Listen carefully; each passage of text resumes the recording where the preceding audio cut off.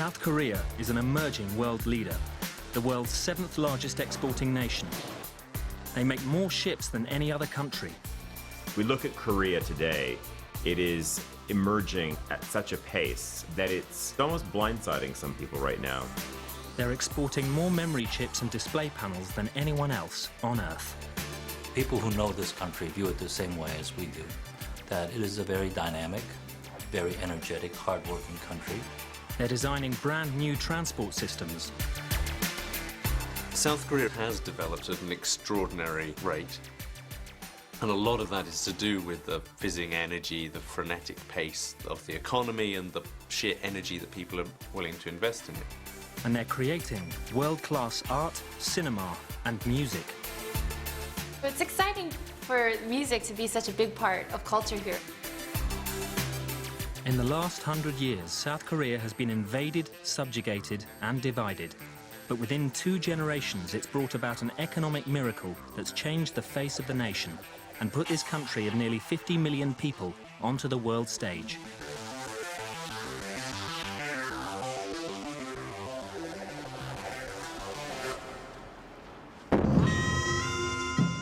In the 7th century, 3 kingdoms came together to form Korea.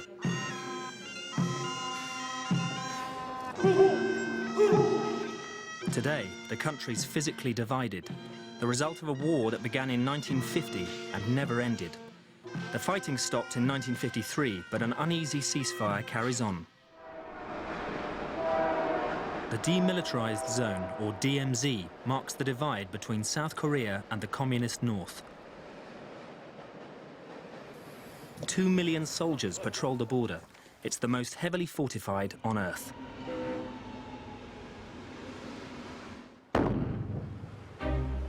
Sitting at the end of a peninsula, South Korea is the size of Kentucky, with Japan to its east and China above North Korea.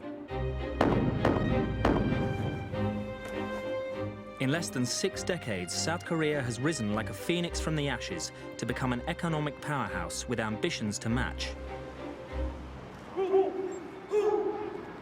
On the international stage, it's hosted an Olympic Games, co-hosted the World Cup, and in 2010, it became the first Asian nation to host a G20 summit.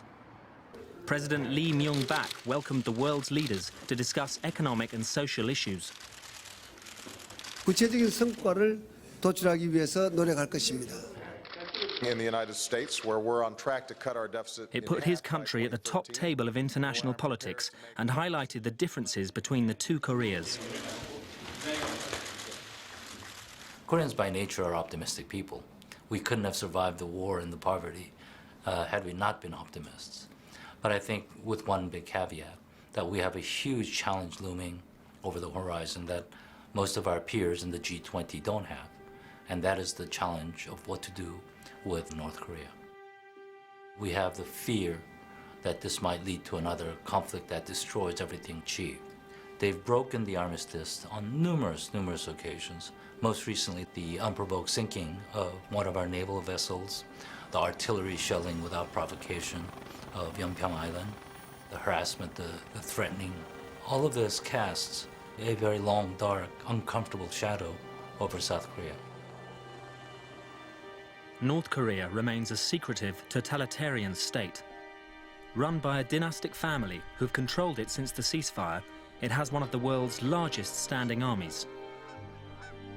North Korea, after the Korean War, was equally devastated, but having had an industrial base prior to the Korean War, the North Korea recovered faster, and even into the late 60s, North Koreans were relatively wealthier. Not a great deal, but they were better off than South Korea. But today, they're 1/30th, if that, of our GDP. South Korea is a country that was raised by war, and that total destruction of the war has given it a lot of the impetus for building from scratch. So when we look at many of the industries, people were willing to take very bold decisions because essentially they had nothing to lose. The foundations of South Korea's economy were built through government-sponsored schemes that encouraged the growth of family-owned industrial conglomerates known as chaebols.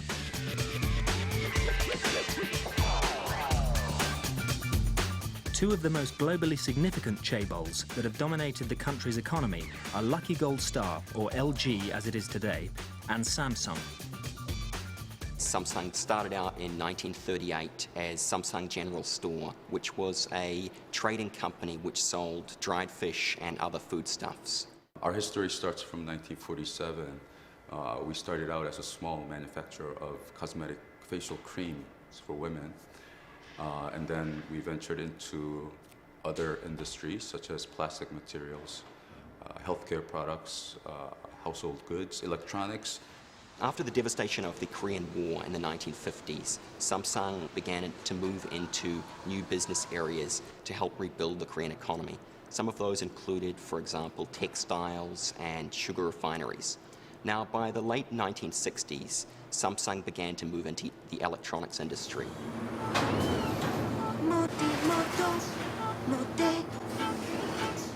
Hyundai is another of Korea's top chaebols. Its founder, Chung Ju-young, was born into a peasant family. He typifies the post-war breed of South Korean entrepreneurs.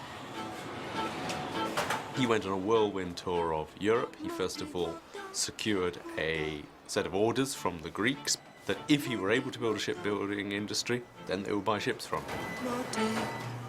Predicated on that, he then travelled to London, where he met a, first of all, rather sceptical Barclays Bank and told them that the Koreans would build ships. And something about the charisma of the man persuaded Barclays that they should fund his project. And from nowhere, he went back down to the small fishing town of Ulsan, built dockyards, started building ships, and before long, the Koreans were the biggest shipbuilders in the world. South Korea is still the world's biggest shipbuilder, and this, the Triple E, will be the world's biggest ship. South Korea is making 10 of them, costing $1.9 billion.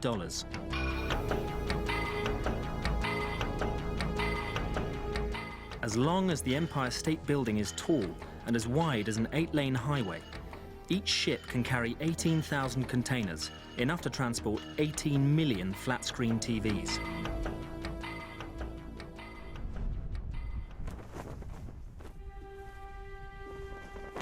While the economy has grown exponentially, South Korea's political journey toward democracy has been more tumultuous. A combination of military rule, dictatorship, corruption trials, and assassination has dogged the country. The effects of this political instability can be seen even today, when its parliamentarians disagree in a spectacular fashion. South Korea's industrial rise has been less volatile, but no less challenging. Heavy industry and labor-intensive industry like textiles were the nation's mainstay in the 1970s. But its neighbor Japan had an unbeatable reputation for cars, electronics, and desirable gadgets. South Korea wanted what they had. In the early days, it's got to be admitted that Korea had a rather shady past in its relationship with Japan, that over the weekends, Japanese technicians would make a bit of extra money by coming over and selling secrets to the Koreans. Korea became a master of the copycat technology, but that doesn't mean that it isn't innovative. It becomes very powerful at using its control of management, of costs, of production systems, to be a very powerful, what it calls fast follower. The speed of South Korea's catch-up in the 1980s was meteoric. It became one of the tiger economies of Asia and a magnet for money. Investment in the economy was huge, both from abroad and at home. But by the late 1990s, the relationship between the banks, the chaebols, and the government created an investment bubble. In 1997, that bubble burst, and South Korea was bankrupt. The Asian financial crisis of the late 90s was very tough on Korea. About 20% of the large conglomerates failed. Many of the others were in tough financial condition. South Korea needed a $58 billion bailout. The International Monetary Fund stepped in, but wanted to change the cronyism that had helped create the crisis. South Korea had survived occupation and war to become one of the world's leading trading nations. Could they do it all over again?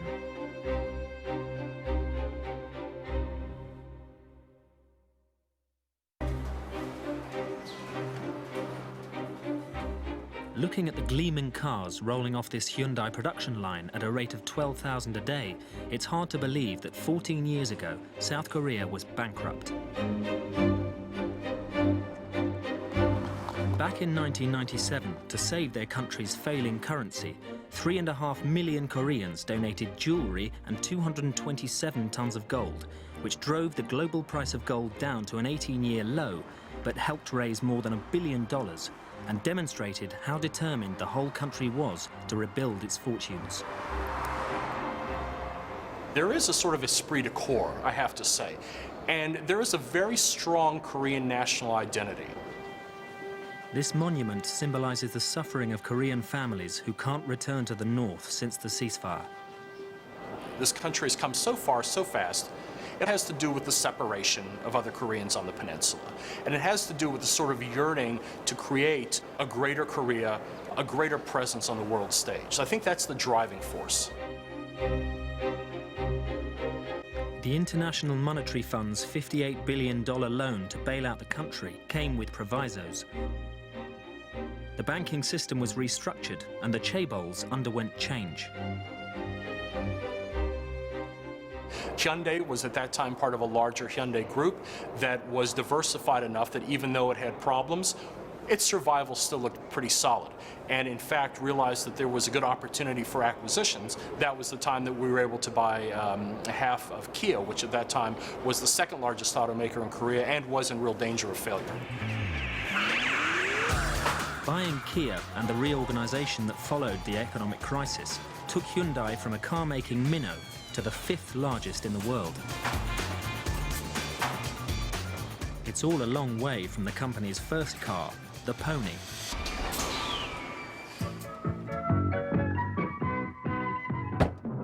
There was kind of a kit of parts. It was almost a United Nations of vehicles.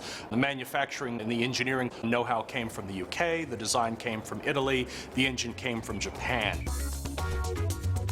It was produced here. It was a little hatchback coupe that we started exporting to the rest of the world. As Hyundai Motors have grown, their ambitions have too. Now the company's going head-to-head with some of Europe's most prestigious brands, like BMW and Mercedes. The ambition early on was to produce vehicles. If you build them, they'll sell. We found out pretty quickly that if you build too many, you can get out ahead of your quality process. And so in 2000, we really retrenched and said, we're not going to focus on volume anymore, we're going to focus on quality. And spent the past 10 years reassessing what success meant. We think now success doesn't necessarily mean being number one. The goal now is to try and be the world's best automaker, and honestly, if we do that, the rankings will come on their own. When Samsung had problems with quality control, they chose a different way of dealing with it. In 1995, when a fault was found with some of the cordless phones produced at our Gumi plant, the chairman ordered about 2,000 executives together for a ceremony. And at that ceremony, these cordless phones and other devices were destroyed in a ceremonial way. And this was really done in order to emphasize and signal a real shift in the way that we approached quality management. Hyundai believes their success is due in part to improved products, but also understanding local markets. One of the ways that Hyundai Motor has really assured its success globally is relying on the expertise in local markets and not necessarily putting a Korean imprint everywhere around the world. It's an intensely pragmatic culture and pragmatic business environment. When the global downturn hit in 2008, Hyundai America came up with a radical idea to get US citizens to buy Korean cars. We created something we called the Hyundai Assurance Plan, and we basically said, if you buy a new Hyundai and you lose your job, you can give the car back. And the truth of it was, we didn't get many cars back, but it created a great deal of goodwill. The following year, Hyundai took on rival Toyota, cheekily offering a $1,000 trade-in in the US during the Japanese car giant's woes.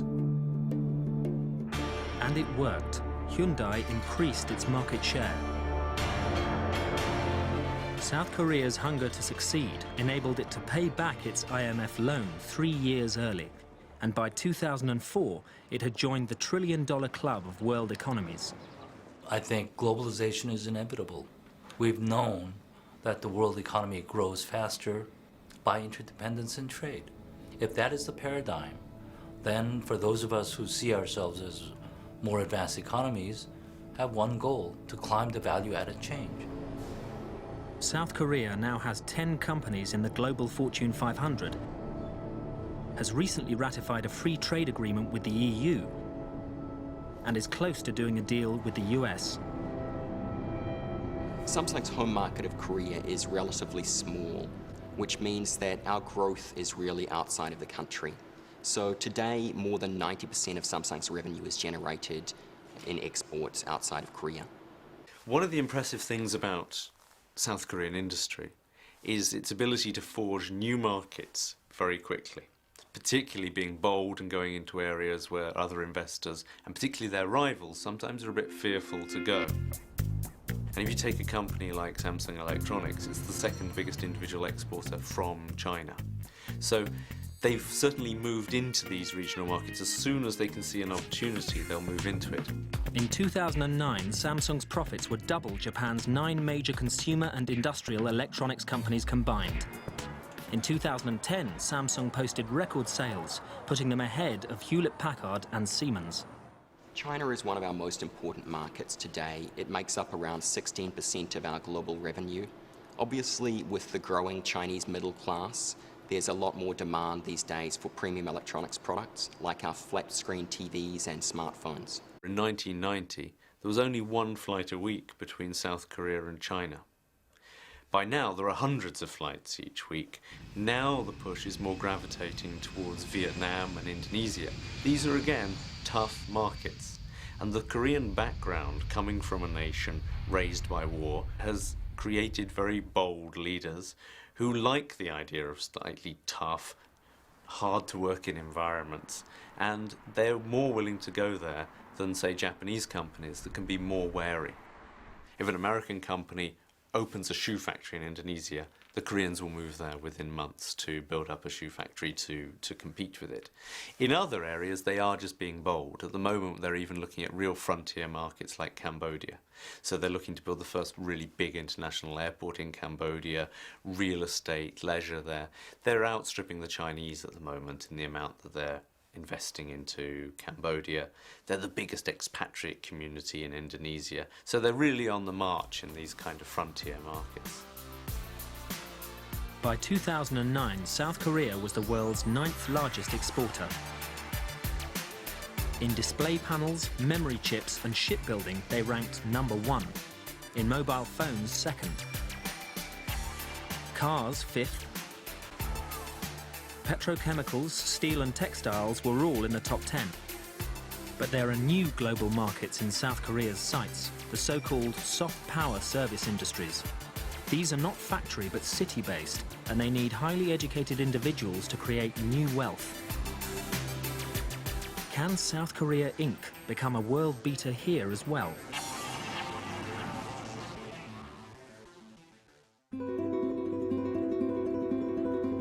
Just 60 kilometers from the border with North Korea, Seoul changed hands 4 times during the Korean War. Like South Korea's economy, it has been rebuilt and expanded and is now one of Asia's international business hubs. Seoul's ambition is to compete with destination cities like New York or Paris. About half of South Korea's total population live in and around Seoul. That's 24.5 million people. But while the city's natural setting, the mountains and the Han River, are picturesque, Seoul itself is in need of a makeover. 그런 시절을 거치면서 사실은 When we were growing rapidly, it was difficult for Seoul to pay more attention to making the city beautiful. 굉장히 역부족인 그런 상태가 한동안 지속이 됐던 거죠. 그랬기 때문에 불과 몇 년 전 Therefore, Seoul was regarded as a grey concrete city until 5 years ago. 오명을 벗어나기가 쉽지가 않았습니다. Part of it comes down to just the scale of the place. It's sprawling, it's huge.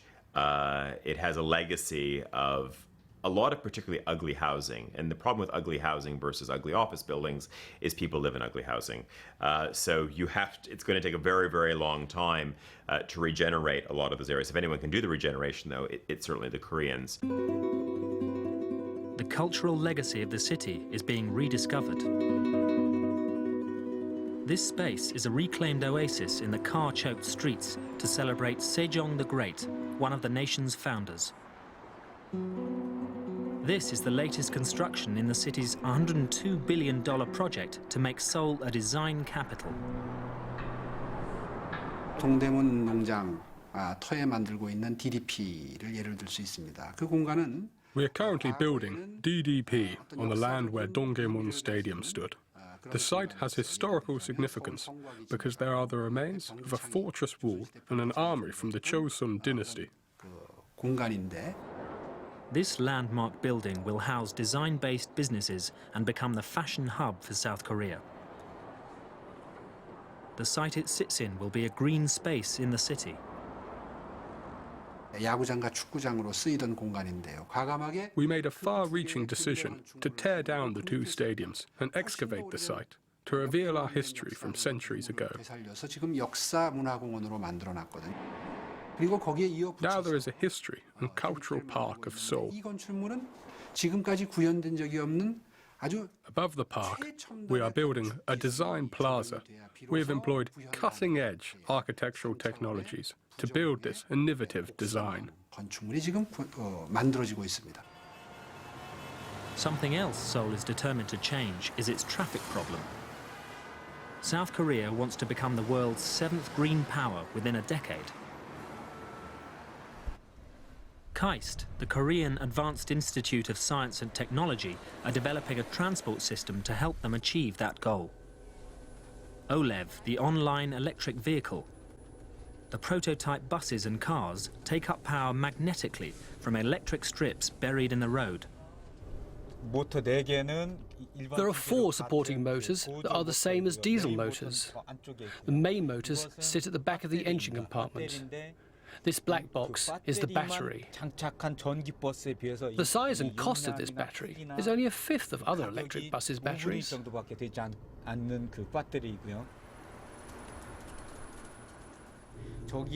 The screen over there has a green indicator for drawing the charge and a yellow one for recharging the battery. OLEV could change urban transport worldwide.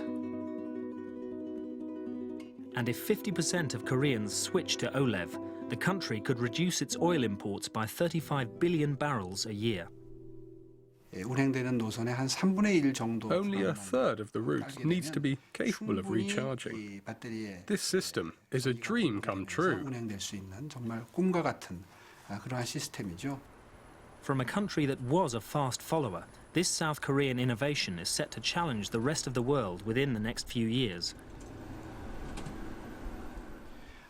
이러한 변화들이 아마 I think we will amaze the world with this innovative advance in transportation. 세계에 퍼져나갈 수도 있다고 저는 생각을 합니다. While South Korea's industry has been focused for 60 years on exports, the city's tourism boss is focused on importing visitors. It's a green city, and we've been attracting hordes of tourists. In 1980, we had 1 million visitors, or not quite. 10 years later, it became 3 million.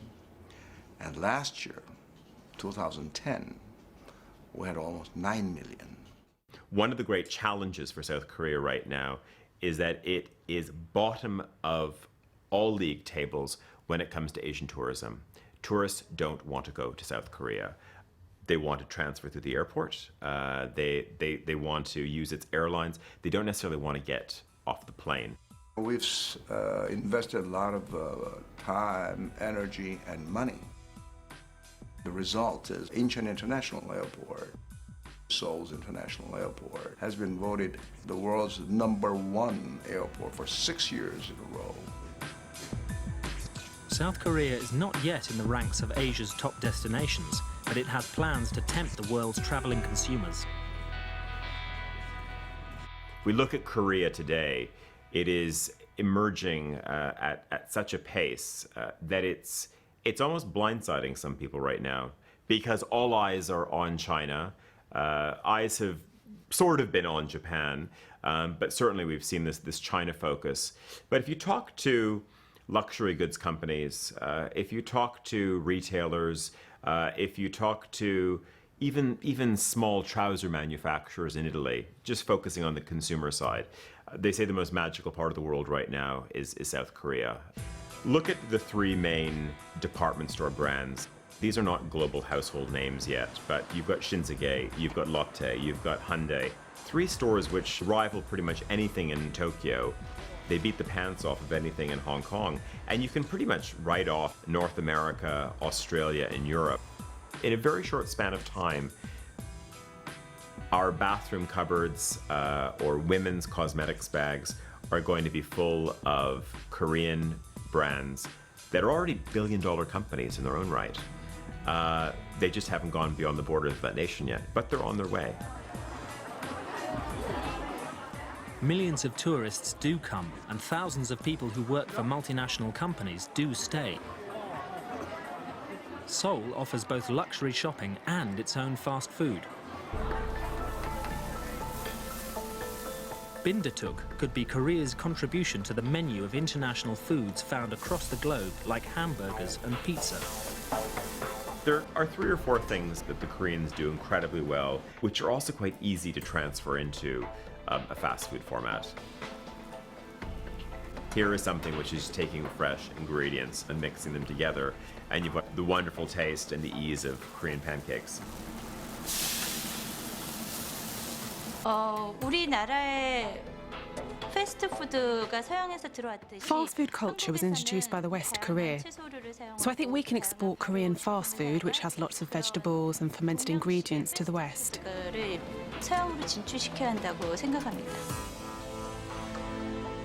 think bindaetteok is particularly good for health-conscious Westerners. It's because it's made of mung beans. It's a mixture of ground mung bean, pork, kimchi and vegetables. So it's low calorie but nicely nutty in flavour. Brand South Korea is becoming more of a reality, and Seoul is its shop window. It has myriad assets, from hot springs, of course, Korean cuisine. There's great shopping, there's amazing service. It has all of these things, but it hasn't been able to bundle together all of these raw assets into a strong, compelling national brand. When people are asked to relocate for work to cities like New York or Stockholm, lots of people think this is good news. So perhaps after 10 years, Seoul might become one of those cities where people want to live before they die. That's one of my hopes for Seoul. While Seoul is making itself more beautiful, underneath, the city's heartbeat is digital. It's the most wired city anywhere and has world-beating creativity coursing through its veins.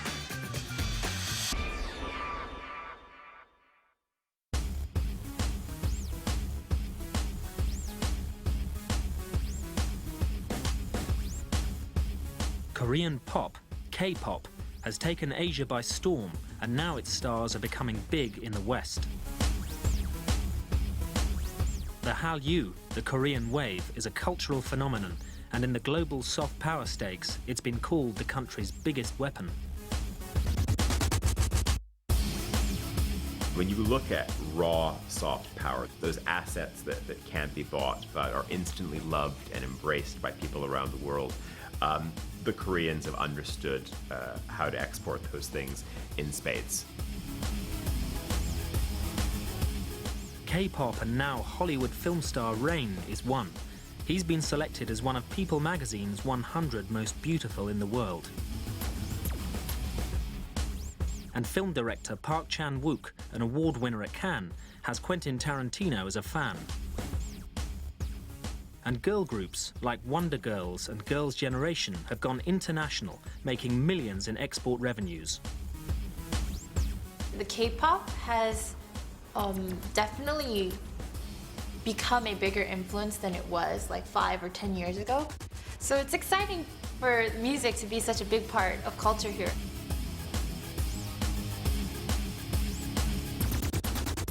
Thanks to the internet, you know, not just Asia, but all around the world. So it's been globalized, and I think a lot of the fans around the world are enjoying the Korean music because it's easier to reach to, and it's entertaining. When you talk about exports, what gets out there quickly, what gets out there quickly in a wired world? Well, then we're talking about film, and we're talking about music, and we're talking about television. As well as K-pop, Korean soap operas, miniseries and films have won a huge following in Asia and across the world. Lee Byung-hun, star of Hollywood's G.I. Joe, has joined the ranks of other famous Koreans like Daniel Dae-kim and Kim Yoon-jin from US TV's Lost. And Koreans are making an impact in sport as well, like Olympic skater Kim Yoo-na, golfers KJ Choi and Pak Se-ri, and footballer Park Ji-sung, who plays for the world-famous Manchester United. I think the great appeal of South Korean culture from a pop culture point of view is, it sounds odd, but it's neutrality. I mean, the Koreans have become the acceptable, loved face of Asia. So if you are in Malaysia, you happen to love these Korean pop groups. You know, if you're in Japan, you love those dramas. And if you're in Thailand, you like those actors and actresses.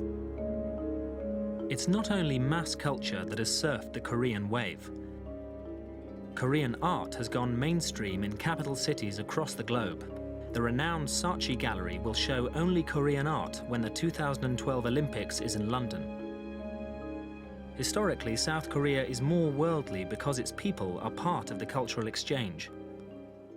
I think if you look at the current creative boom that's coming out of South Korea, it's benefited from two things. One is the enormous Korean diaspora around the world, and that's Koreans in Australia, the US, Canada, the United Kingdom. I think the other side, though, is education, just the sheer number of Koreans who go abroad to study. And what that brings them is a number of things. It's just exposure to different markets.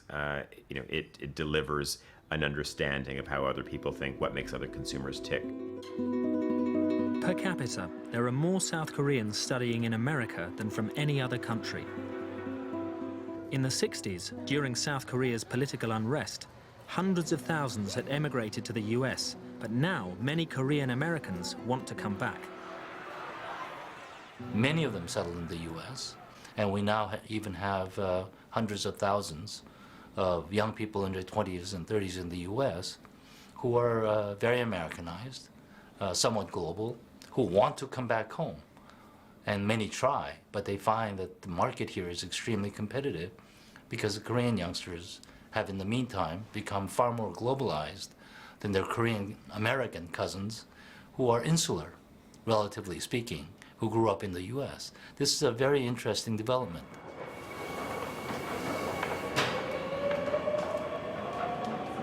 Another reason South Korea is so globally in tune is that the country is a trailblazer for high-speed internet.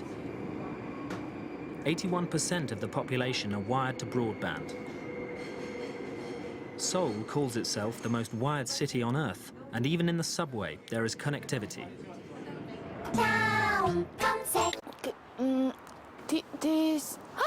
Look, we are here. First, go. Daum, meaning next, is South Korea's favorite search engine and social networking site.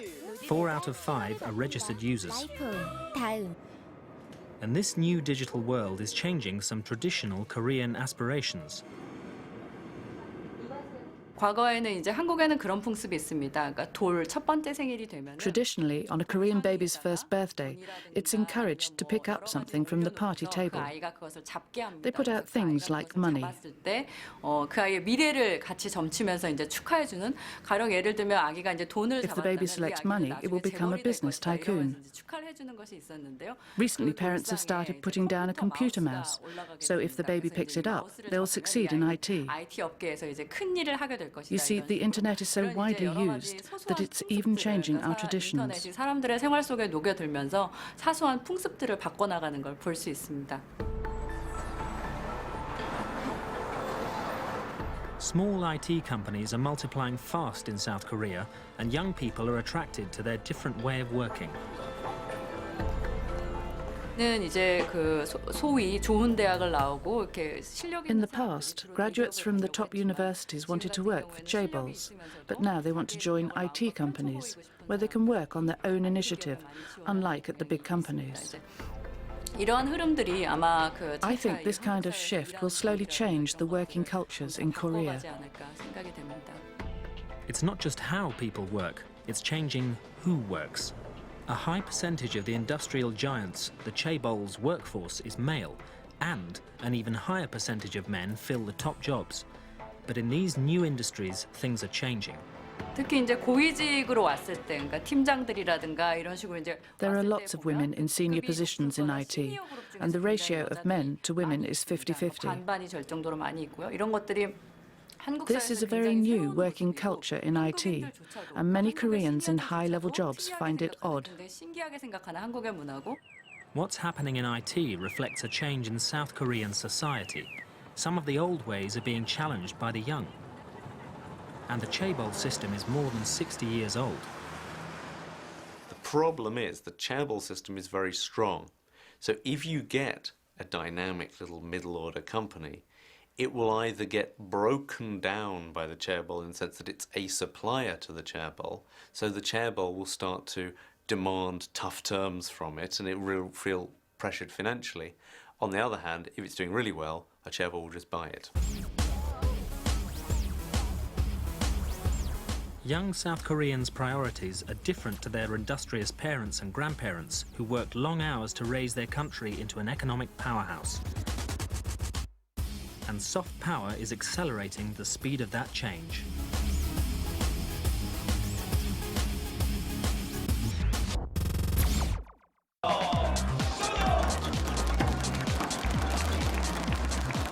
These Koreans are world leaders in online gaming.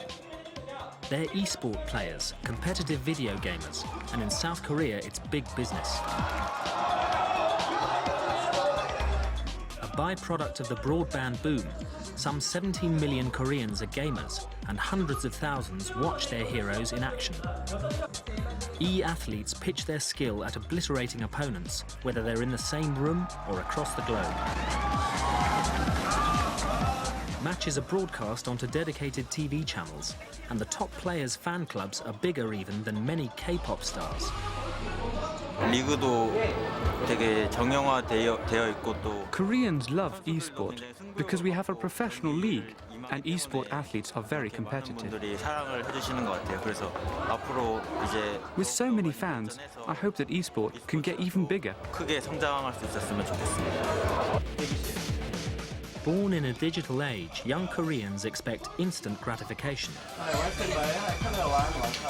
Especially the younger generation are used to speed. They're speed addicts. When they turn on their computer, they want it to boot instantly. 30 seconds is too long. They want to be everywhere all at once, unless we're able to provide services that take these young people where they want to be very, very quickly, either in cyberspace or in real space. We have problems. South Korea wants its young people to be as nationally proud and committed as their parents are to the enormous advances the country has made. But there are problems. Its infrastructure, education, politics, and law still lag behind the best in the world. President Lee Myung-bak has reform on the agenda, but the speed of change has been questioned. And a lot of Koreans really mistrust their political elite, their judiciary, even their own military. So there are lots of areas where the Koreans still feel that reform is needed. The problems are very clearly diagnosed, even by the government itself, but they feel that there's only very, very tepid reforms being pushed to try and change those institutions. Socially, there was a great deal of pent-up resentment at government policies that didn't seem to provide for increasing amounts of welfare for the population as a whole. That is changing. The Korean government's public welfare budget has increased dramatically in the last decade and a half, where today it takes up the lion's share.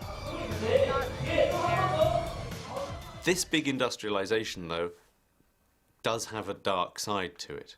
Because although Korea could be incentivized to work like this, it became almost a compulsive working society. People became addicted to their work, and in many ways they still are.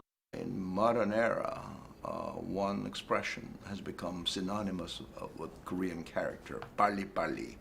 It's a hurry, right? It's been a hurry culture with its positive and pejorative connotations. I think we have learned from this. A lot of these things we have achieved in such a short period of time is because of hurry and 빨리빨리 culture. For Korea to move forward in some ways, it needs to take a step back. Its education system and its companies are locked into a certain way of thinking, of rote learning, of mass production, and there needs to be a sense of how do we incorporate creative thinking, innovation, different types of companies into our economy. How do we allow the middle order, more innovative companies to stand on their own and not be eaten by the chaebol? But even as they begin to address their social problems, South Korea's political ambitions are starting to be realized. When President Lee Myung-bak hosted the G20 in 2010, the country believed it was time they were recognized as one of the world's developed nations, but with an awkward history. Because of North Korea always sitting there looming on the border, South Korea has always wanted to be known for, first of all, its democratic triumph and throwing off a military dictatorship at the end of the 1980s that then was almost celebrated by the Olympics. Then, later in 2002, we have the World Cup shared with Japan, which they saw as another great coming out festival, which again so upset North Korea that they tried to upset it with a naval battle off the coast at the same time. And then, more recently, last year, we had their presidency of the G20. At the G20, the South Koreans presented an initiative suggesting a different way to give aid to underdeveloped countries. And the head of the IMF praised Korea for its intellectual leadership. Now, we spent a lot of time in the history of Korea looking at Korea as a nation that was a fast follower, that was master of catch-up or being a copycat. So when he went out and praised some of the economists from Korea as being intellectual leaders, that was something new. I think over the next decade, we're certainly going to see more and more spheres of life where the Koreans are giving leadership, ideas and creative thinking, fields where we haven't even seen them before.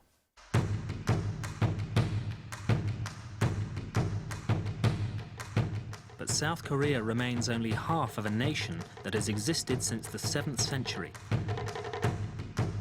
Could it be in this century that it unifies with the North? There are many optimists who think that the unification could actually be the shot in the arm that the South Korean economy has always needed. That there's going to be a cheap workforce, there's going to be room for development of South Korean factories up north, that always South Koreans are looking for that point of comparison with Japan.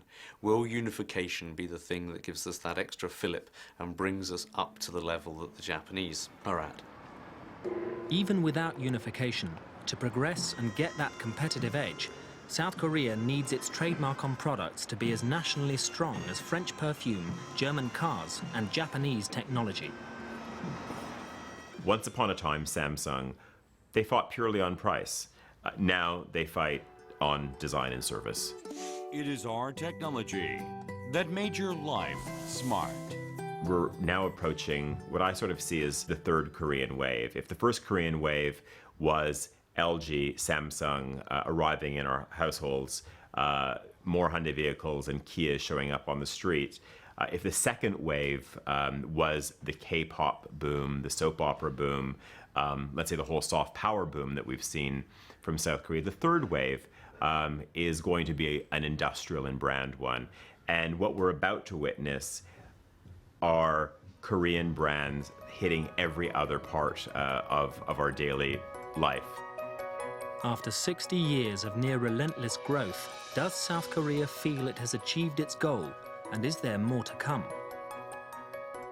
On the whole, I think South Koreans today, in 2011, feel relatively comfortable economically. There isn't a great deal of discontent in their lives. They worry about North-South Korean relations. They worry about the environment. They worry about the scarcity of resources. They worry about their children.